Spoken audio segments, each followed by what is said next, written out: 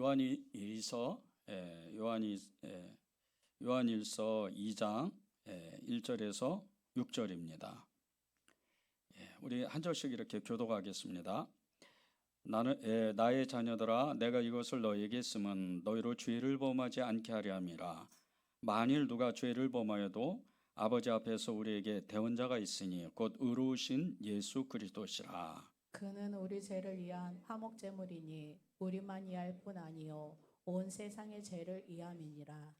우리가 그의 계명을 지키면 이로써 우리가 그를 아는 줄로 알 것이요, 그를 아노라 하고 그의 계명을 지키지 아니하는 자는 거짓말하는 자요 진리가 그 속에 있지 아니하되. 누구든지 그의 말씀을 지키는 자는 하나님의 사랑이 참으로 그 속에서 온전하게 되었나니 이로써 우리가 그의 안에 있는 줄을 아노라. 함께 읽겠습니다. 그의 안에 산다고 하는 자는 그가 행하시는 대로 자기도 행할지니라. 아멘. 하나님의 말씀입니다. 우리 지난주에 이어서 계속 회개에 대한 말씀을 이어가고 있는데, 하나님이 우리를 회개시키는 이유가 있습니다.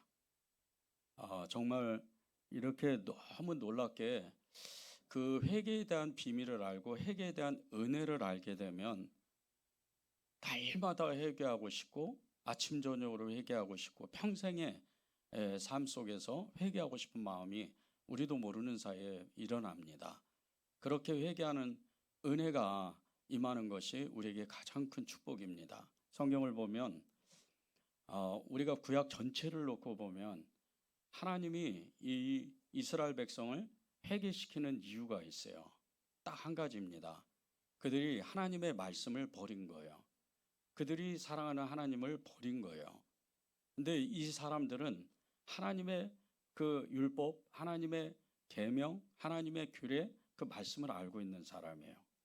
그래서 이 사람들의 그 회개는 어찌 보면 정말 알면서 그것을 버리고 다시 회개하는 그런 가운데 있습니다. 신약에서도 우리가 복음을 듣잖아요. 복음을 듣는데 신구약 전체에서 보면 예수님을 안 믿다가 복음을 듣는 그 성경은 사도행전밖에 없습니다. 처음으로 이방인들에게 복음을 전하는 거예요. 처음으로 그 세상 사람들에게 복음을 전하는 거예요. 그런데 신약에서도 계속해서 한 권 한 권 계속 읽어 나아가면 계속 하나님은 회개를 하라고 말씀을 하세요. 그런데 이 사람들이 누구죠? 성경을 알고 있는 사람이에요. 예수님을 알고 있는 사람들입니다. 회개가 왜 우리에게 가장 큰 은혜일까? 그것은 이 회개를 통해서 주님을 더 사랑하기 때문이에요. 회개는 단순히 우리 죄를 회개하는 게 아니에요. 하나님 잘못했습니다. 이런 죄를 졌어요.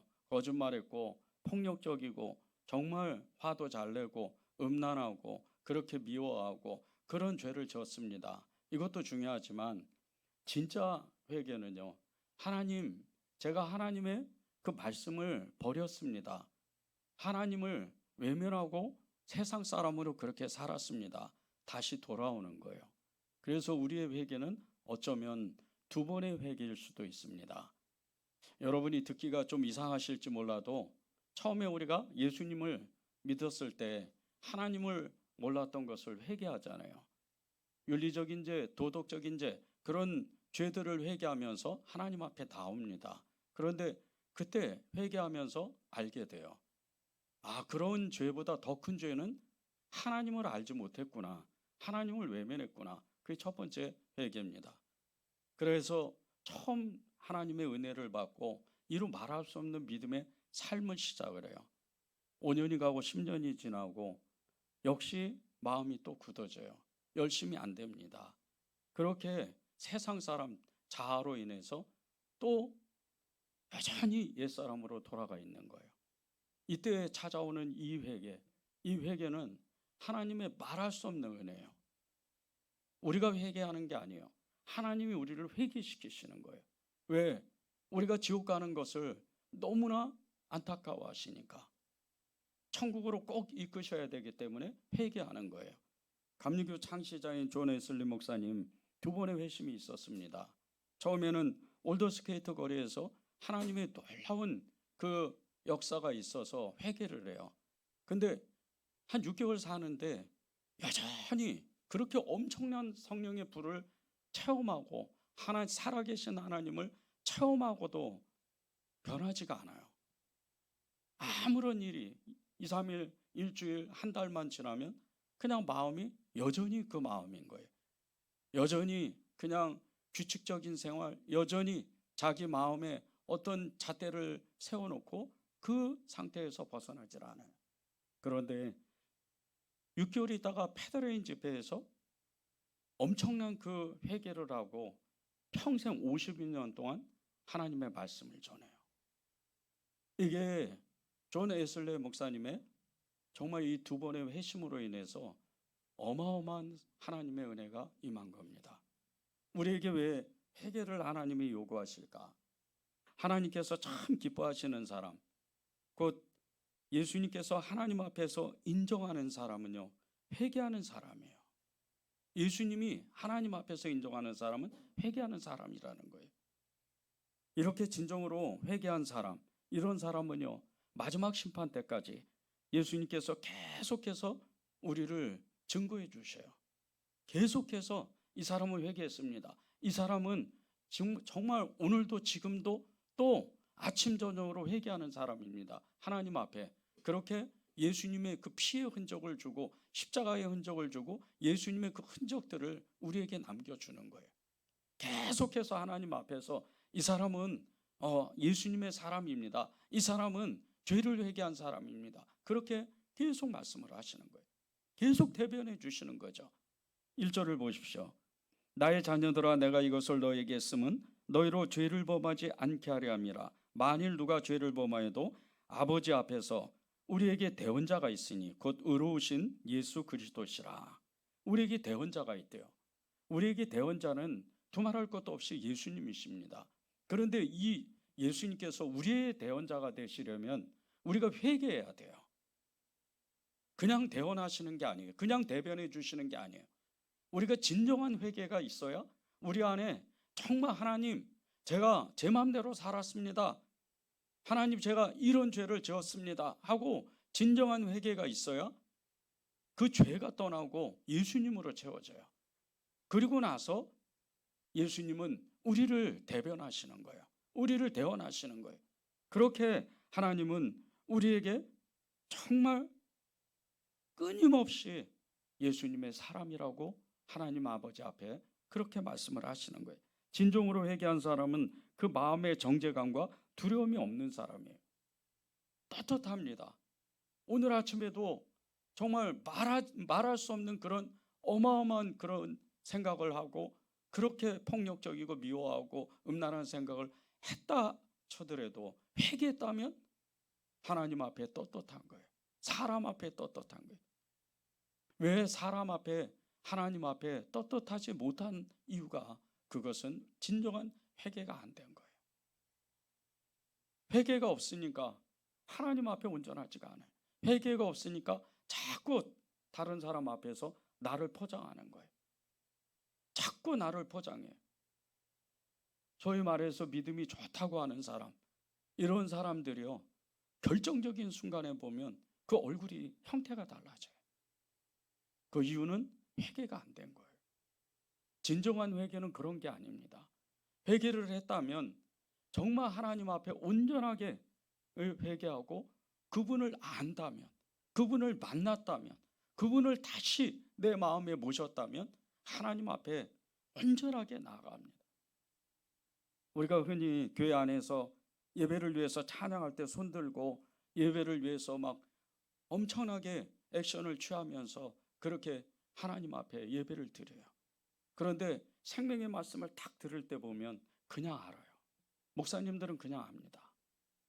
강단에 딱 쓰면 사람들의 그 모습들이 어떤 모습으로 하나님 앞에 말씀을 받는지 그냥 알아요.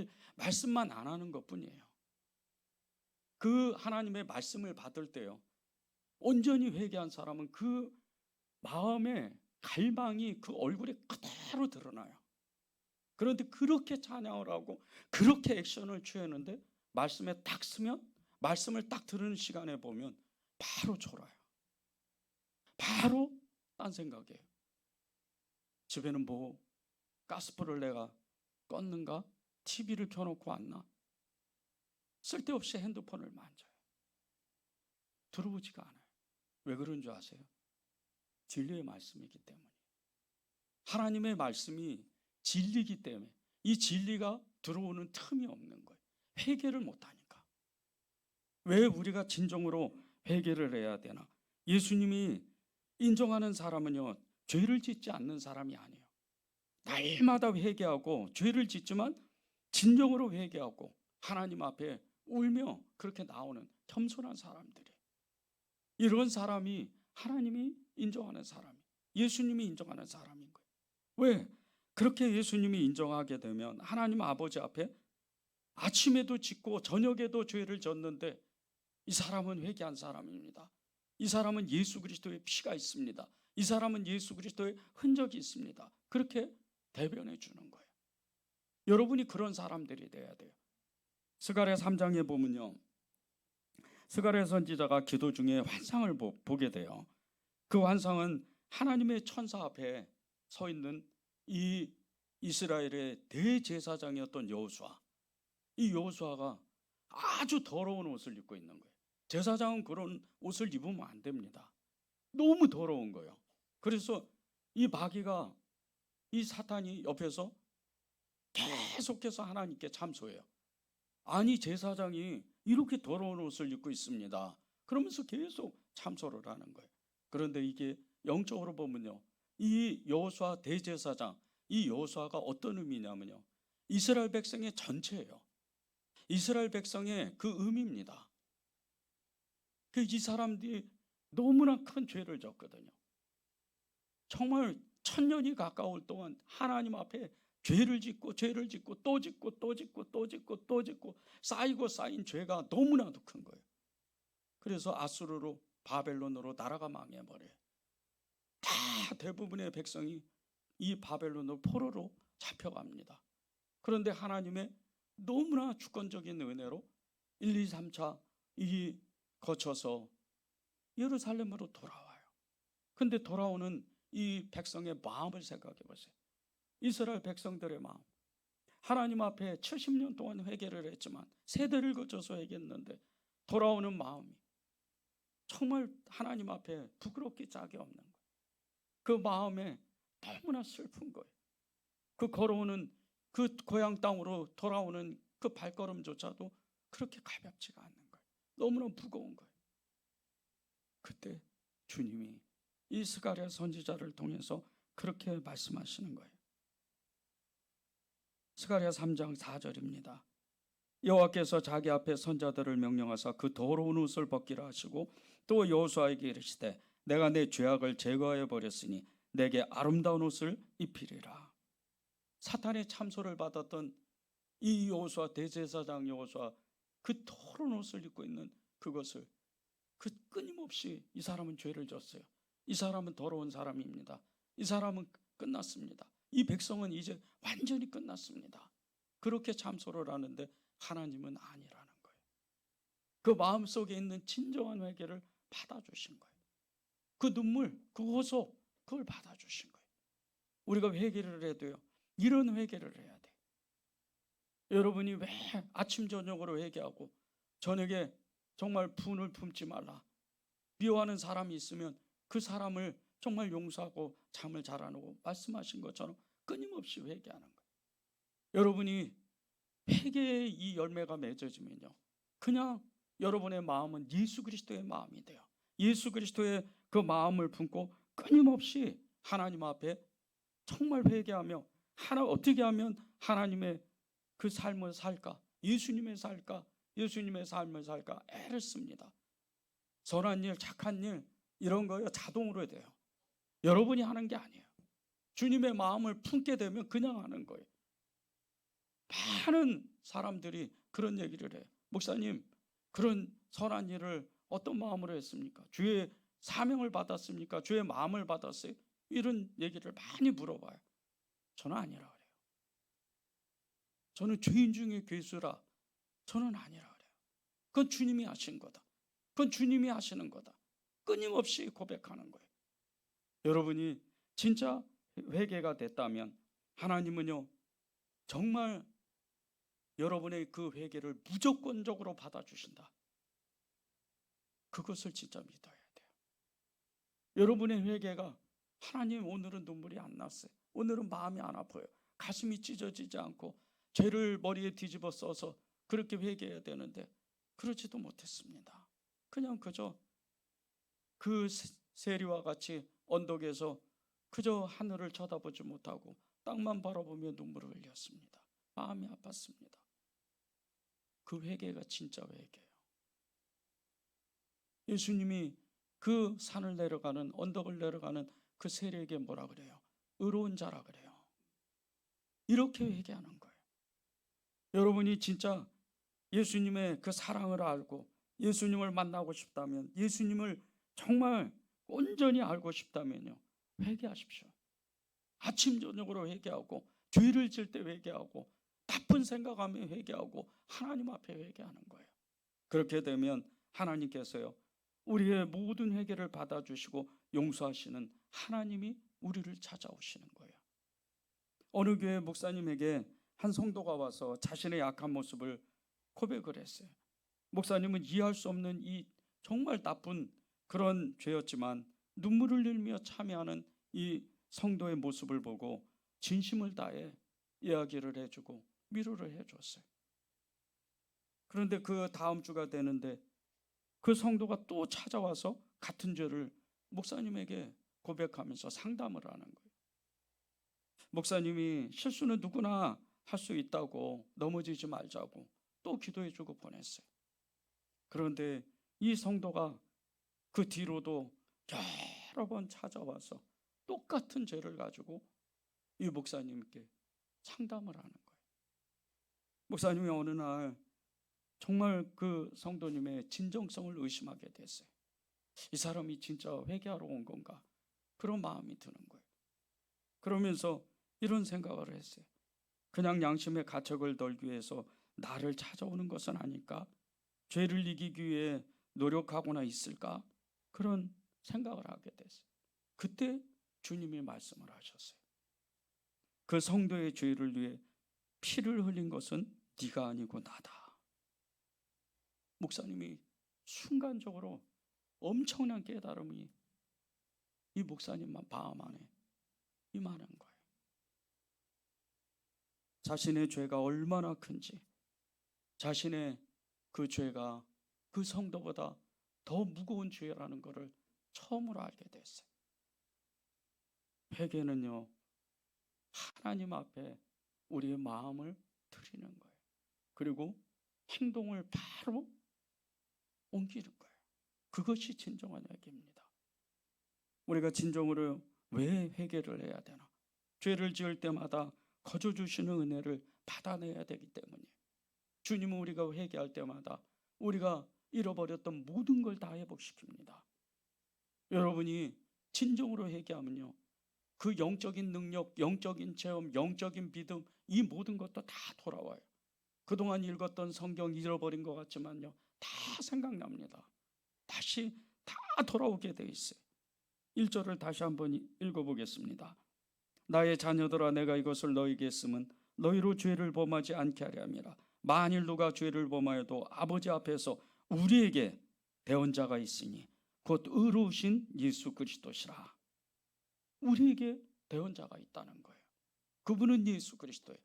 내가 회개하기만 하면 당신의 형상으로, 창세기에서 말씀하신 것처럼 당신의 모든 형상으로 나를 만드신 것 같이 그 모든 것을 다시 회복하는 거예요. 내가 처음 예수님 믿을 때, 내가 처음 그분을 만나가지고 내 마음이 그렇게 뜨거웠을 때 그때로 돌아가는 거예요. 온 세상을 얻고 나의 모든 삶을 하나님께 드린다고 각오했던 그 고백이 진짜로 사실이 되는 거예요. 이게 회개입니다. 여러분이 그것을 가져와야 돼요. 지금 여러분이 사는 그 모습을 보십시오. 과연 내가 진짜 행복할까? 나는 예수님께 예배드리고, 나는 예수님의 그 말씀을 읽고, 나는 선한 일을 하고, 나는 하나님을 믿는 것 같은데 왜 나는 행복하지 않을까? 왜 나는 왜 이렇게 쓸쓸하고 내 마음은 왜 이렇게 헛헛한 그런 마음인지 회개가 안 된 거예요. 회개해야 돼요. 진정한 회개가 돼야 돼요. 옷 잘 입고 정말 교회 나와서 예배 1시간 잘 드리고 그것이 다가 아니에요. 우리의 마음에 진짜 옷을 입어야 돼요. 예수님의 옷을 입고 하나님, 전 죄인입니다. 그러나 주님 앞에 나와서 진짜 회개를 하고 싶습니다. 그렇게 하나님 앞에 회개하는 거예요. 이게 하나님이 정말 기뻐하시는 사람이, 하나님이, 예수님이 인정하는 그런 사람인 거예요. 여러분이 진짜 회개가 됐다면요, 이전과 이후의 삶이 완전히 달라집니다.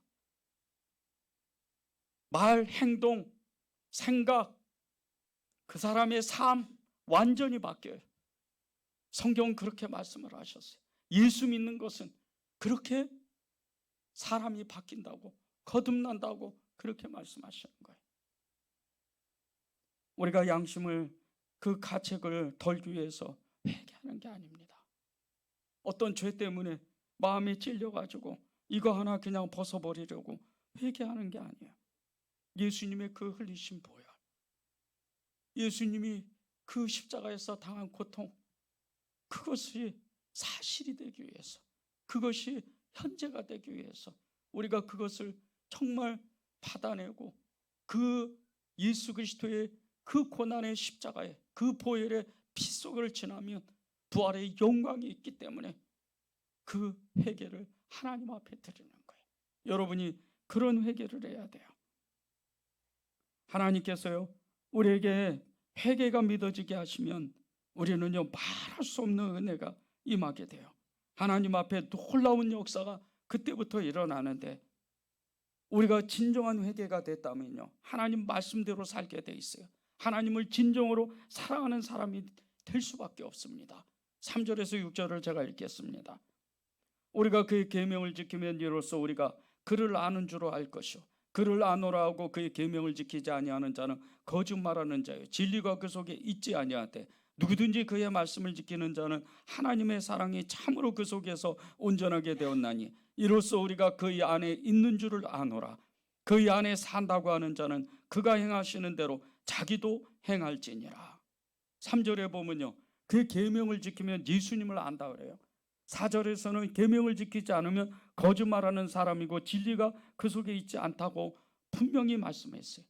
그런데 보세요, 여기서 계명을 지켜야 된다는 말씀, 그 말씀 앞에 우리가 서 보세요.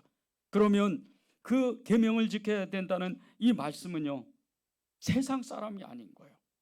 예수 믿는 사람인 거예요. 말씀을 아는 사람입니다. 적어도 성경을 한 번 읽은 사람, 예배를 한 번 드린 사람이에요. 왜? 말씀을 들었기 때문에, 말씀을 읽었기 때문에. 세상 사람들에게 당신 계명을 지키십시오, 당신 하나님의 말씀을 지키십시오 이렇게 말하면 아마 대번에 웃을 거예요. 왜? 말씀을 모르는데, 예수님을 모르는데. 회개는요, 예수님을 아는 사람이 하는 거예요. 말씀을 아는 사람이 하는 겁니다. 여러분은 말씀을 아시잖아요. 예수님을 아시잖아요. 예수님 앞에 진정으로 회개하는 거예요. 절대 창피한 일이 아니에요. 절대 누구에게 내 죄가 드러나면, 이 죄가 드러나면 다 나를 떠날 것, 다 떠나라 그러세요. 예수님만 안 떠나면 돼요. 이게 진짜 삶이에요. 그 사람들은요, 나를 사랑하는 사람들이 아니에요. 그 사람들이 진짜 예수님을 만나면 내 죄가, 내 치부가 다 드러나도 다 덮어요. 그리고 사랑합니다. 이게 진짜예요. 예수님이 그런 분이, 우리의 그 가장 마음의 깊은 폐부 밑에, 제일 밑에 있는, 제일 말하지 못하는 그 죄까지도 하나님은 네가 회개했으면 괜찮아, 나는 그것을 잊어버렸어, 그렇게 말씀하시는 거예요. 그분만 있으면 돼요. 그분만 있으면 우리는요, 하나님의 그 은혜로 진정한 회개가 된 다음에 우리가 들었던, 우리가 알았던, 우리가 읽었던, 우리가 만났던 그 예수님이 다시 찾아오시는 거예요. 그리고 그 삶을 사는 겁니다. 사도 요한 시대에 영주교회 같은 이단들이 하나님의 말씀을 변질시켜서 믿는 사람을 유혹했어요. 많은 사람이 배교를 했습니다. 그리고 어마어마한 그 핍박 속에 자신의 잘못을 깨닫고 하나님 앞에 돌아와요. 기꺼이 순교합니다. 이제 진정한 회개가 되니까 하나님의 말씀이 생각나고 하나님의 그 뜻을 알게 되니까 그 순교의 자리에 기꺼이 나아가는 거예요. 우리도 똑같이 이와 같이요, 하나님의 말씀을 알고 있는 사람들이에요. 우리에게는 끊임없이 사단이 교묘하게 우리의 생각을 계속해서 점령하려고 합니다. 죄를 짓게 만들어요. 누구를 미워하고 부정적인 마음들, 음란한 마음들, 세상적인 이념, 철학, 그 세상적인 인본주의적인 어떤 사상들, 그런 것들로 우리를 채워요. 죄를 짓게 만드는 거죠. 끊임없이 죄 가운데 빠지게 만들어요. 그런데요, 우리가 어느 순간 깨달았을 때 하나님 앞에 죽게 돌아와서 회개만 하면 하나님은 말씀을 다시 우리에게 입히는 거예요. 예수 그리스도를 다시 우리에게 입히시는 거예요. 이게 회개입니다. 그 마음에 처음부터 있던 사랑을 다시 회복하고, 그리고 그 마음에 큰 사랑을 부어주는 거예요. 그리고 나서 6절을 보세요. 그 안에 산다고 하는 자는 그가 행하시는 대로 자기도 행할지니라.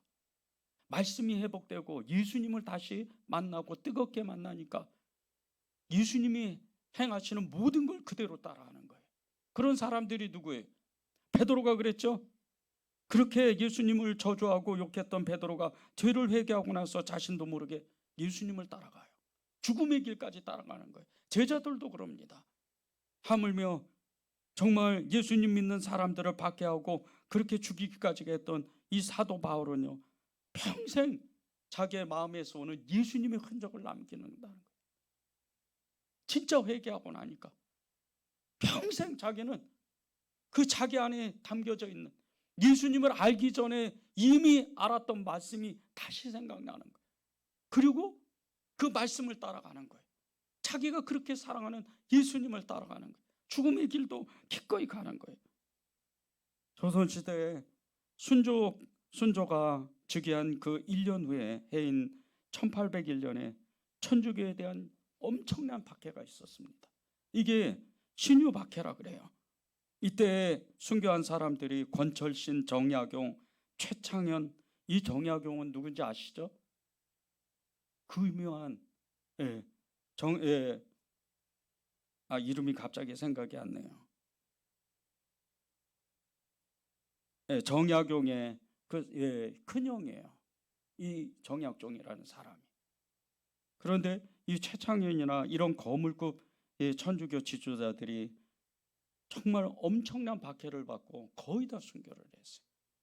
그때 당당히 죽음을 받아들인 순교자들도 많았지만 배교한 사람이 더 많았습니다. 너무 무서웠어요. 그 박해가 얼마나 심했는지. 그냥 한번 고문을 받으면 그냥 뼈가 다 드러났어요. 그냥 온몸에 피가 철철 나는 거예요. 그리고 맨 마지막에 참수형을 당해요.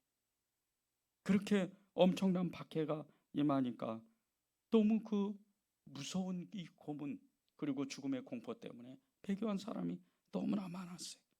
1801년에 순교한 그 수많은 인물들 가운데 변득중이라는 사람이 있어요.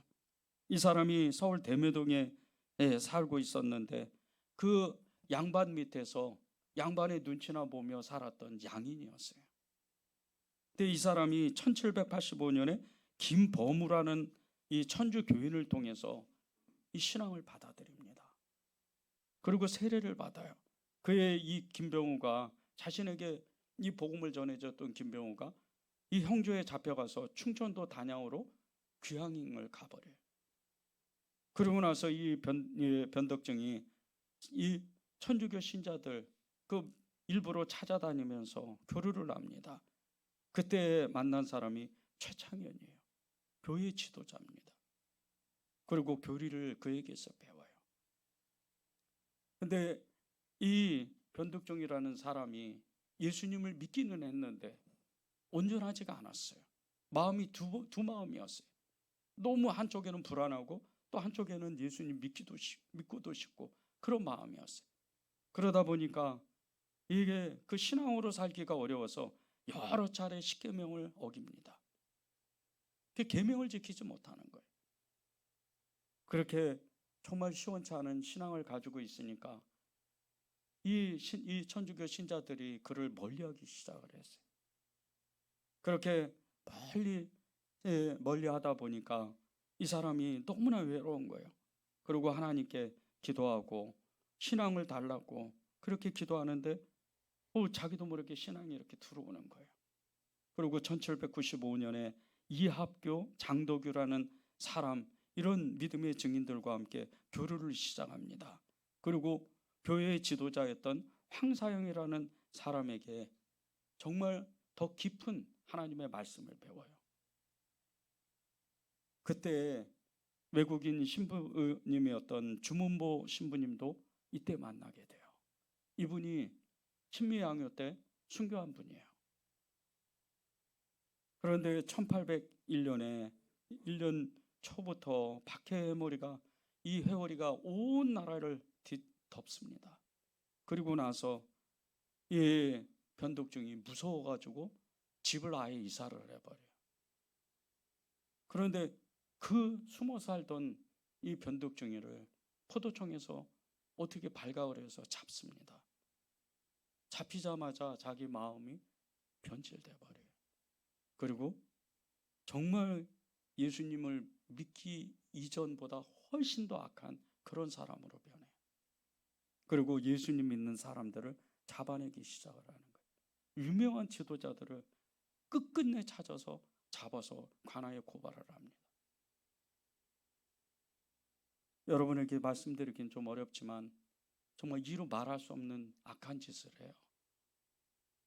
그 부녀자들에게 이루 말할 수 없는 그 악한 짓을 하고 재산들을 다 뺐었습니다. 그렇게 살아요.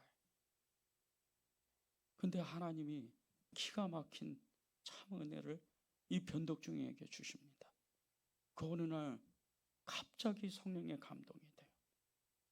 그리고 그 방바닥에서 어마어마하게 회의를 해요. 너무나 이루 말할 수 없는 자기의 죄를 자복하고 회개하는 거예요. 그리고 자기 스스로 관하로 갑니다. 순교일을 가는 거죠. 그렇게 정말 순교의 길로 들어가는데 이 변덕중이 죽었던 순교했던 장소가 오늘날 용산구 이천로에 있는 한강 모래사장 그 새남터라는 그곳입니다. 이 새남터는 천주교 성지예요. 그 새남터에서 정말 이루 말할 수 없는 고통을 당하고 끝내 목이 잘려서 순교를 해요. 그가 믿음이 없었을 때 받았던 그 말씀조차도 끝내 하나님이 그 회개를 하니까 그 마음에 말씀이 살아나기 시작을 하는 거예요. 우리는 어떠죠? 우리는 하나님 앞에 이미 말씀을 안다고 생각하는 사람들이, 믿음이 있다고 생각하는 사람들이, 우리가 하나님의 성경을 읽고 기도하고 예배드리고 그렇게 선한 일을 하고 우리는 우리 딴에는 믿음이 좋다고 생각하는 사람들이, 그런데 하나님이 이것을, 이 잘못된 것을, 너의 그 잘못을 회개했으면 좋겠다, 그 마음을 주실 때 우리는 회개하지 않아요. 우리는 어쩌면 우리의 마음에 또 다른 그 도성을, 아주 견고한 벽을 세워서 하나님 이만하면 됐습니다, 이런 삶을 살고 있는지도 몰라요. 우리가 지난주에 진정한 회개는 정말 하나님 앞에 온전하게 사는 사람이라고 그랬어요. 우리가 회개를 하면요, 하나님은 그것이 사실인지 아닌지를 금방 아십니다. 여러분, 하나님의 말씀을 갖고 싶다면, 여러분이 진짜 믿음을 갖고 싶다면, 여러분이 그토록 사랑하는 예수님을 내가 정말 뜨겁게 만나고 싶다면요, 회개하십시오. 그것이 말씀을 가진 자요, 예수님을 진정으로 사랑하는 사람인 거예요. 그 회개가 여러분의 삶을, 여러분의 인생을 완전히 바꿀 겁니다. 찬양하겠습니다.